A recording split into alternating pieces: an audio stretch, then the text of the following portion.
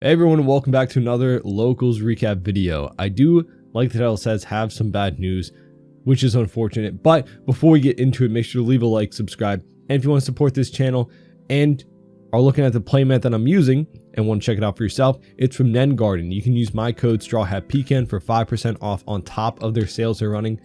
You'll see we're running the Whole Cake Island playmat in the video. It is really nice in person.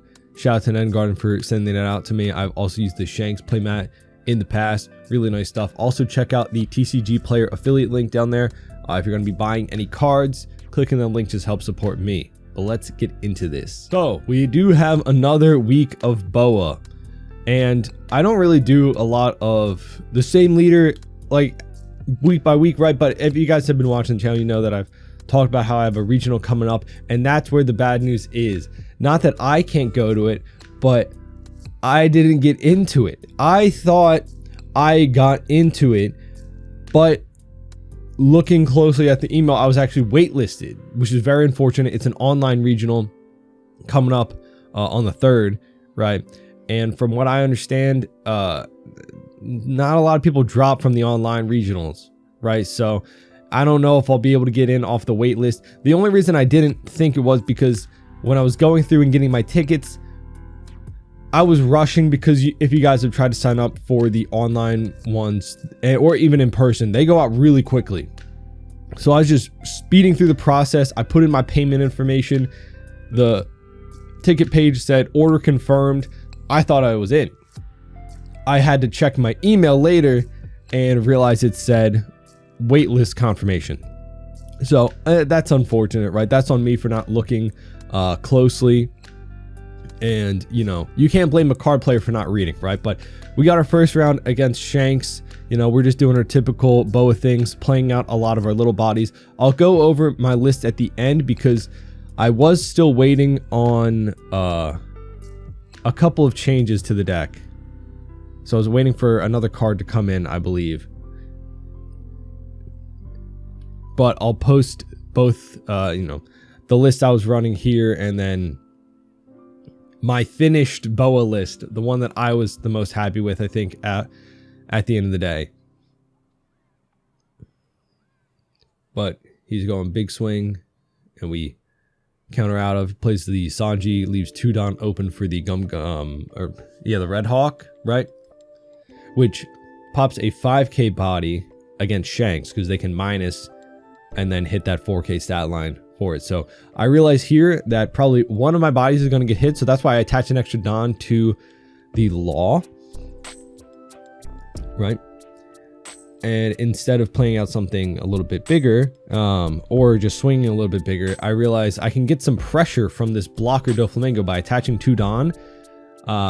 So that way I get a swing that he can't just easily get out of with leader ability, but also he can't pop it with, you know, that Red Hawk. And then we go 6 at life. So I feel like that readjustment of my strategy in that turn was actually pretty good to play around the Red Hawk. So that way I got the most value of my current board. And now that blocker Doflamingo is sideways, so he can just swing into it. But that's kind of like blocking out anyway, right? It's eating up an attack.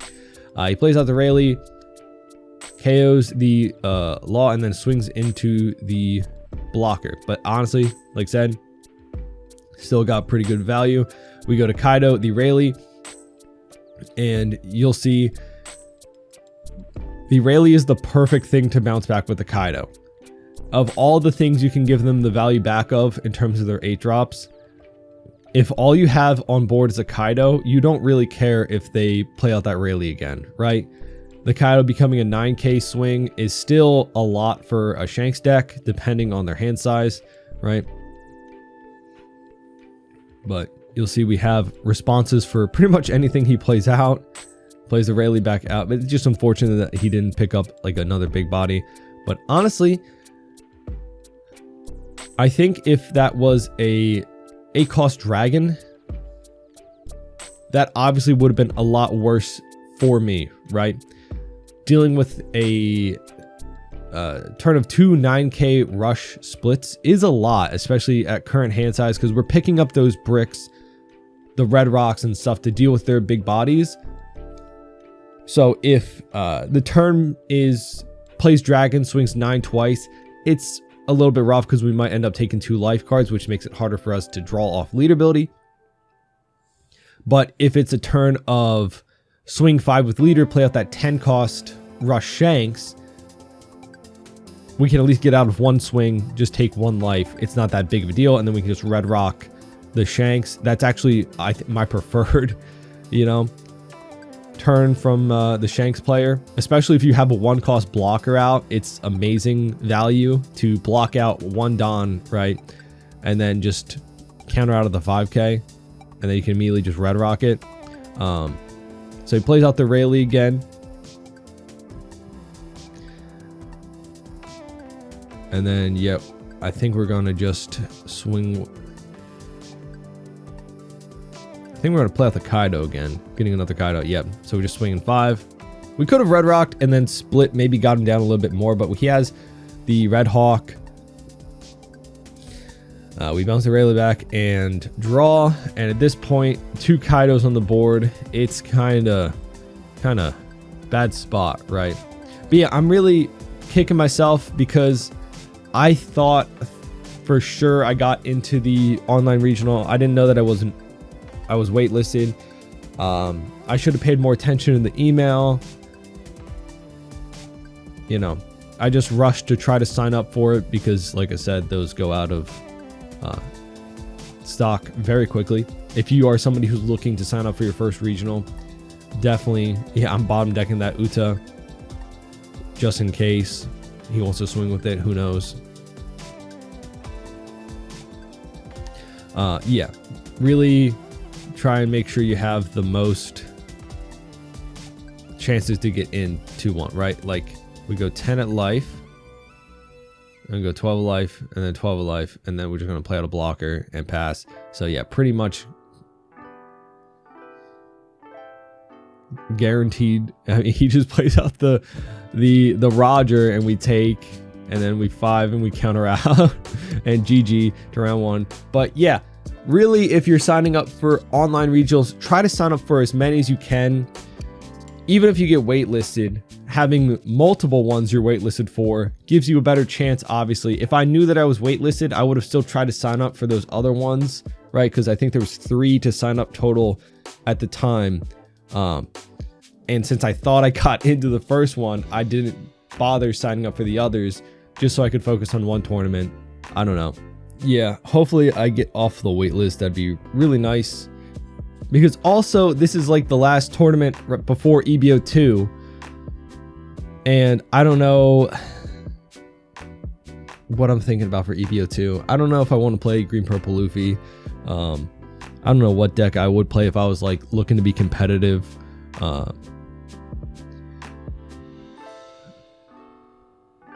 I don't know how Boa would do, but I was just actually very confident going into this on Boa because of how I like the Shanks matchup a lot. Blackbeard is a pretty okay matchup depending on the player, right? And, you know, obviously Lucci is a rough matchup for Boa, but the other deck I've played in the past was Bonnie, which also has a pretty rough matchup into Lucci, which most things do, honestly. Lucci is still a pretty strong deck, but I think from seeing all the other regionals, so much representation was on Shanks, and I think we have a really good matchup into Shanks. All right. But speaking of the list, you'll see the 7 cost Kyros. That is something that I cut out of my final list, being that I like the 9k stat line a lot for a lot of matches, right? But putting in more copies of the 7 cost Doflamingo just made the deck more consistent, in my opinion, and also bouncing a 7 cost feels a lot better for our deck and the purpose of our deck rather than just bouncing a 5 cost, right? I don't care so much about the stat line if I'm able to properly bounce any big threat my opponent just played out, right? Like, I'd rather bounce something a little bit higher and sacrifice the 2k stat line. Also, it's searchable with Sengoku, so that's a really nice bit of consistency, right?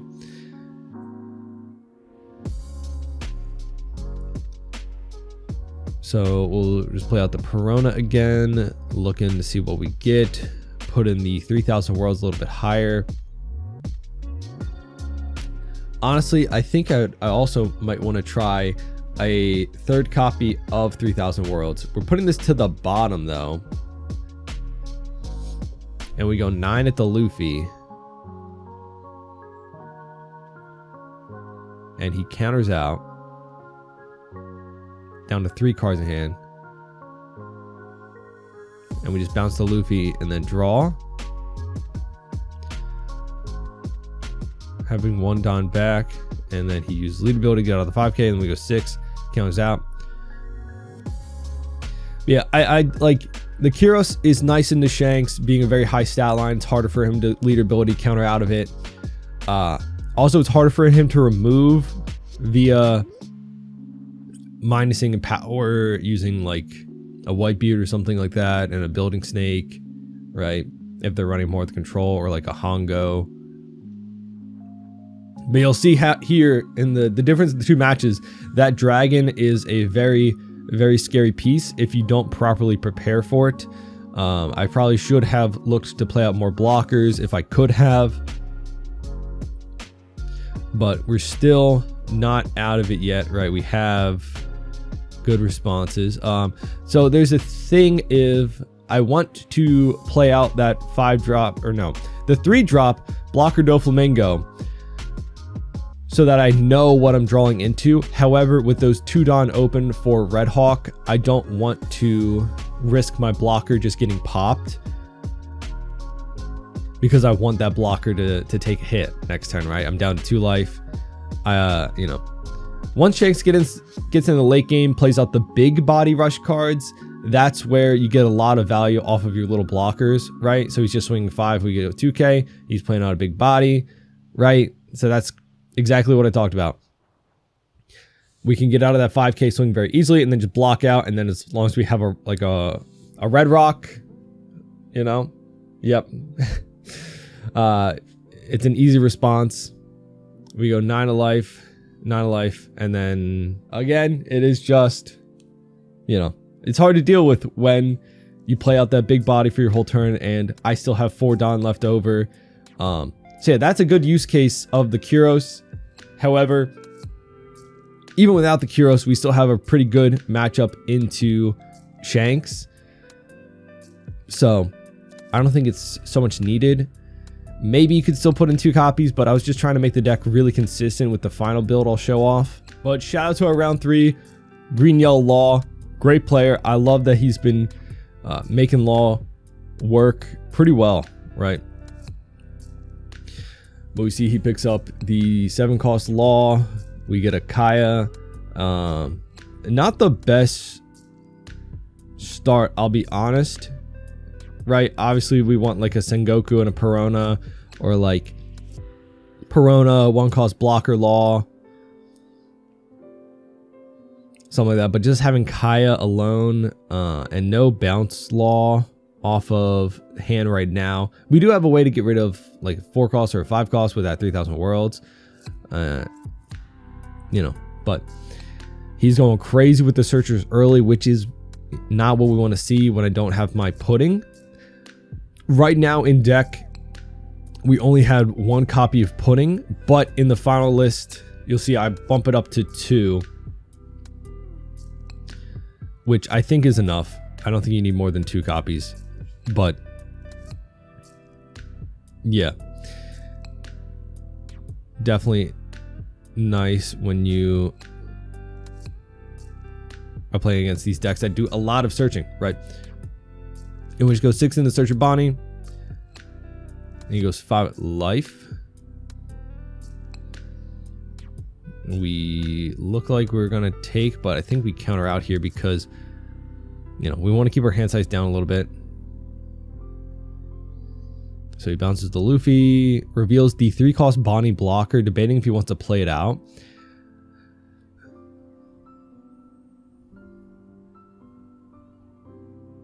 But luckily for us, we have a way to bottom deck his Cavendish. However, I know he has a second one in hand, right? I think from all of his searches. So we know he has 2 Cavendish, so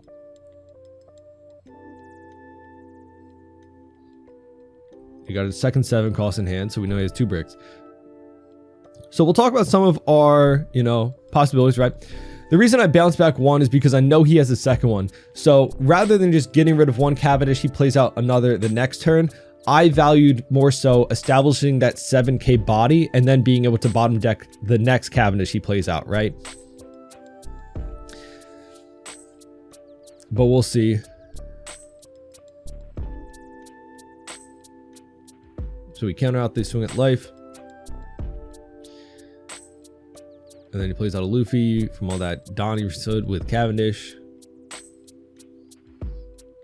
I think we were talking about he should have swung first in case I hit like a grav blade trigger out of life to bottom deck the Cavendish.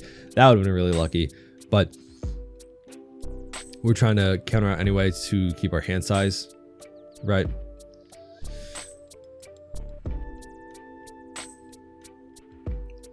And here we're going 7 in life, he blocks out. We red rock the 7 cost. I think that was a mistake. I think that was a mistake. I don't know. I think again, I was too worried about the fact that he had a second Cavendish in hand. But I'd rather him have to play out. I don't know. Because then, like that just came out, the 8-drop kid. We had the perfect setup to get rid of 8 cost kid on our 10 Don turn, right? As long as you have some kind of 4 cost option to bounce back or bottom deck the 3 cost Tashigi first, then you red rock the kid, you're in a great spot. So yeah, that definitely was the mistake for that current turn, because I don't believe we've seen another red rock with any of our stacks. And then we get rid of our blocker too. So, is what it is. Not really great, because now he has that Tashigi on board, right? Oh, no, wait. I think I red rocked the law because he had the Tashigi on board. Am I going crazy? I don't know. No, I don't know. But now here we're at a choice. I think I want to establish the 10 cost. I think that's my best bet. All you are able to do is bounce back the Tashigi.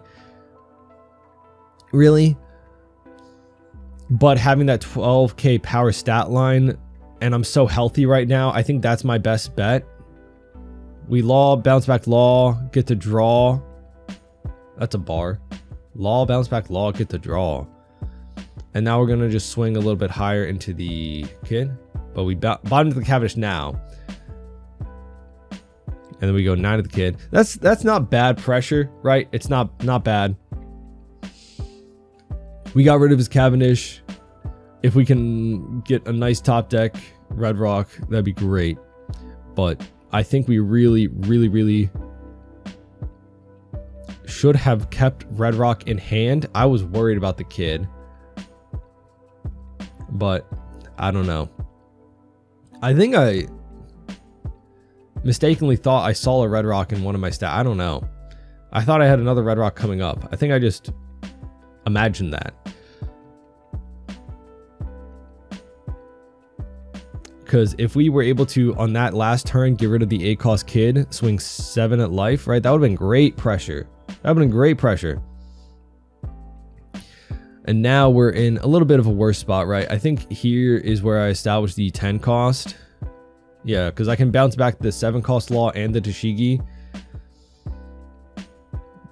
Because Tashigi can only protect green characters other than Tashigi. So now we have the 12k stat line. That's not bad. Right, but I kind of wish I had another turn of that, right? He plays out Hody to rest them both.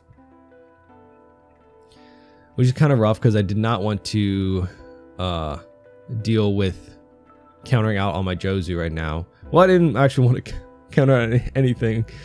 No blockers. The hand size isn't crazy. And he's going 7 at Jozu. We give him 1k. But at least the Jozu is a little bit easier to defend than my life, right? It goes 5 lead, we get a 1 cost. And again, that Tashigi is really, really rough to deal with. Yeah, I thought I had another Red Rock coming up, which, yeah, on the turn, on 10 Don, to get rid of the 8 cost kid, you just play out a 4 cost to bounce that Tashigi or bottom deck it, and then, you know, Red Rock the kid. Yeah, I would just bounce into Tashigi, most likely just to draw, really. Yeah, he doesn't have a lot in his trash compared to ours. I'm worried about searching with Sengoku at this point for bottom decking, right? Because I could have, you know.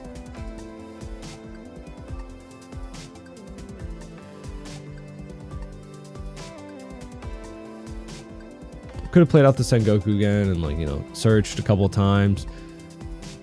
That would have at least maybe given me some information if I do bottom deck a Red Rock. Who knows? But we get out our blocker, get more pressure. At this point, honestly, if we can keep swinging 12 into the kid, that's not bad either. But he hits it with the 5 cost Bonnie, so it's frozen. And now we are in a rough spot. We lost our big pressure body.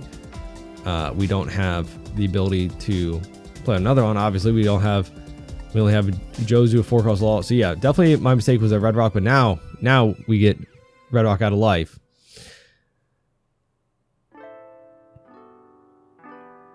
So we can get rid of it now, but I think it's a little bit too late.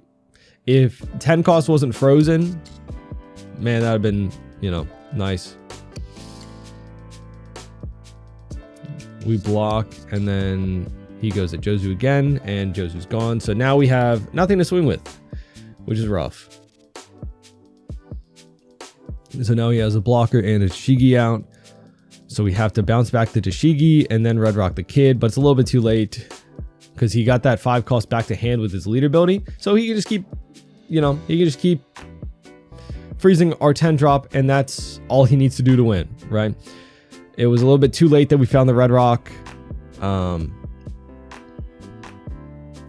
Maybe we should have established the 10 drop earlier, even though it wouldn't have been the most effective bounce.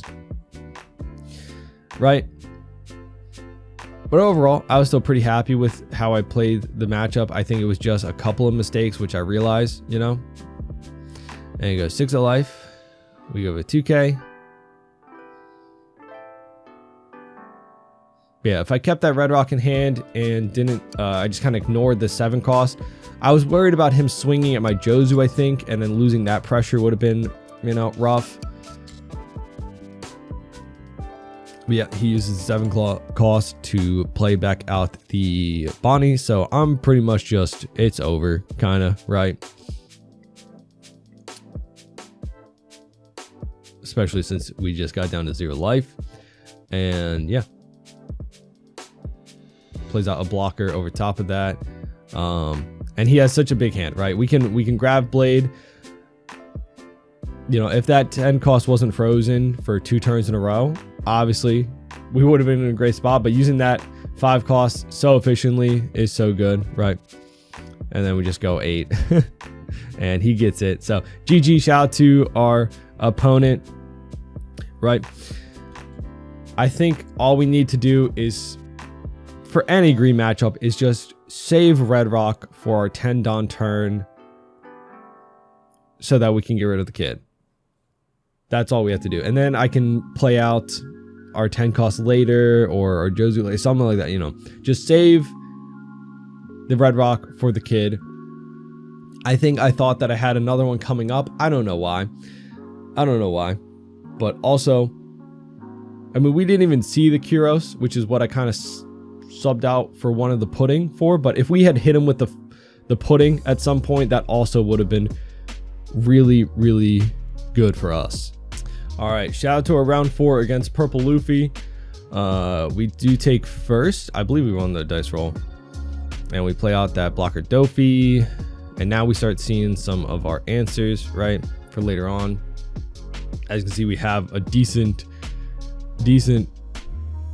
tempo of answers in there. He plays out the Zoro, picks up a 2K Usohachi, and we draw. We go 5 of life. We play out the buggy, look at top 3, even though we just kind of looked at it, right? Just put it back, but just so we can bounce with the law, bounce to Zoro, and then we have 5 so we can draw, right? Honestly, the more I'm playing, the more I kind of like going first, right?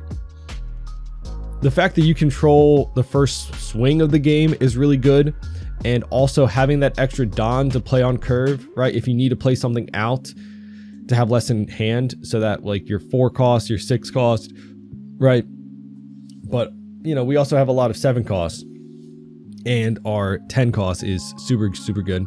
So you know, I don't know, it just doesn't feel bad sometimes to play going first, especially depending on the matchup, right?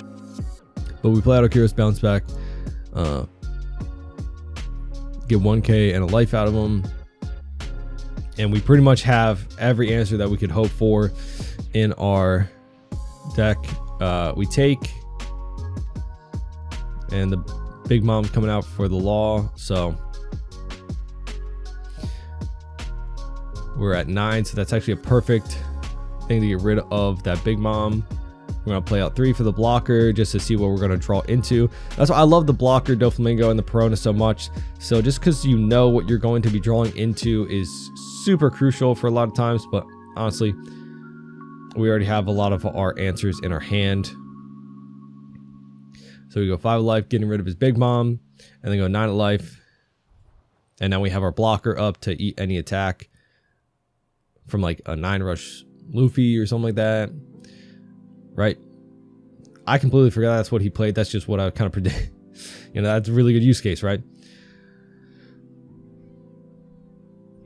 So yeah, just another red rock, honestly, because that's what you need for those 9 costs. You can't get rid of it without red rock, right? The Kaido doesn't hit 9 costs. The only thing in our deck that hits a 9 cost is the red rock, which is why it's so important to run it at 4 copies. Kaya, Perona, all of your stuff to dig and cycle, very important. And we go 7 at life, go 9 at life, and then 1 for a blocker. Yeah, those 1 cost blockers, very annoying in a lot of matches. Honestly, he could use the Usohachi to rest it and swing something, right? But then that requires you to use a 2K counter essentially to get rid of that, right? Plays out the Luffy Taro into the Zoro, right? Picks up the Gum Giant, and we draw into our red rock. But we just bounce the Luffy and a Kaya, so we have too much to draw though, but still really good to establish that 12K stat line, get a 2K back to your hand, right? Yeah, honestly, pretty awkward numbers for like the cost in this matchup, which is unfortunate, right? Like those 7 costs, the 9 costs are a little bit awkward, having to use a little bit of higher resources, right? He plays out another big mom though, and heals. So we're still in a really good spot. You know, we know he has a giant. We red rock the big mom, and then we 3000 worlds the Zoro, and we get the draw, and then we go 5 of life, 9 of life, and 12. So at this point, I think, you know, we're in a really good spot, obviously. But that's just kind of what happens when you see all of your removal. I think we've seen both examples in games today. You're not always going to see removal like this. You're not always going to see your curve, right? He minuses 5 on the Kiros to put him down to 4K. We give it 2K, which is fair enough. And he plays out the Luffy into the Zoro, picks up another Gum Giant. So we know he has 2 Gum Giants in hand, right? So we go 12 of life. And he takes, and then we just go 19, and we get it. So shout out to our round 4. Pretty fun like day with Boa. I did pretty good, I'd say. I don't, Green Yellow Law definitely was rough with that Tashigi. It makes everything a little bit more awkward, and I could have been better with my resources in that matchup. But overall, yeah, I was very happy with Boa. I was confident with the deck, especially going to get ready for the regional. So again, it just hurts a lot to see that I was on waitlist actually, because I'm just stupid. Really, that's the only thing. I just got excited and kind of ahead of myself and didn't see that it said waitlist. I just, you know, yeah, unfortunate, right? But let's get into the deck list, and I'll go over all of the thoughts and everything if you guys want to play Boa for yourself. So here is my finish list for Boa. I think just off the looks of it, it's pretty consistent. We've got a lot of great pieces in it to make it consistent. The list that I was running in locals today was one less 4-cost pudding, and I think one less 7-cost Doflamingo for those 2 7-cost Kyros that we had in the deck. So I just took out the 2 Kyros to finish off the playset of the 7-drop and add back in one more pudding, which is really nice for a decent chunk of matches. You know, I never try to rely on the pudding, but it's nice when you see it and you can actually use it, or it's just a 1k counter, right? But right now, I think this is where I would be finished off with my list. I was very happy with how it plays, right? We have our tempo of removal, right? We go Law or 3000 Worlds into Jozu, into Dofi or Graveblade. And then late game, obviously we have the Kaido and Red Rock. Red Rock can obviously help us remove 2 bodies if we combo that with a Law or a 3000 Worlds. Again, debatably, I would cut one Dofi since it's searchable and just keep in like a third 3000 Worlds. I think that'd be okay since the Dofi is searchable. And 3000 Worlds does have a lot of use cases for us, right? You know, hitting a 5-cost is very, very good in a lot of matches. There's a lot of times where, you know, especially against Limb, this card is almost like required early game unless they have a slow start, right? But yeah, I don't know. I think this is the list that I've been the happiest with and the most comfortable with. Obviously, there's different ways to play Boa, but this is what I like personally. I think the returning a 7-cost to hand versus a 5-cost is, you know, after playing a lot with it, it just helps out. You know, the Kyros stat line is very good against red removal, but honestly, we have a really good matchup into Shanks anyway, with how much we're kind of keeping them off tempo. And then if we just find our Kaidos, it's kind of like they can't really remove it too well. They'd have to use like multiple building snakes, Hongo, maybe a Divine Departure, right? Something like that. But yeah, I really like the deck. Obviously, we have a lot of 1 costs. How many do we have right now? 4, 8, 12, 14, 17, right? 17, I think that's right.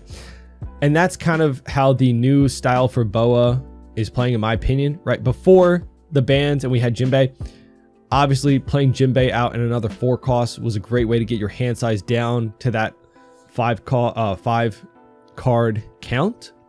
But now without that, you almost have to open up with some kind of a 1 cost. And that's why in the Green Yellow Law matchup, I said my hand wasn't the best starting off. And that was a mulligan. I did mulligan before that. I think I had like 3 red rocks and like nothing else really good in the first hand. But having only Kaya to start out off with is kind of rough, especially if you don't have a lot of counter past the Kaya, right? I mean, Kaya is a really good card to play, right? Getting that cycle if you're not happy with your hand. This is essentially our 0-cost event. This is how you can get more counter to your hand if you have more bricks than you need. Like say you have all 4 of your 7-drops in your hand, you want to get rid of them, find some counter, right? Kaya is the key piece. I don't even like countering out with Kaya too much, depending on it, right?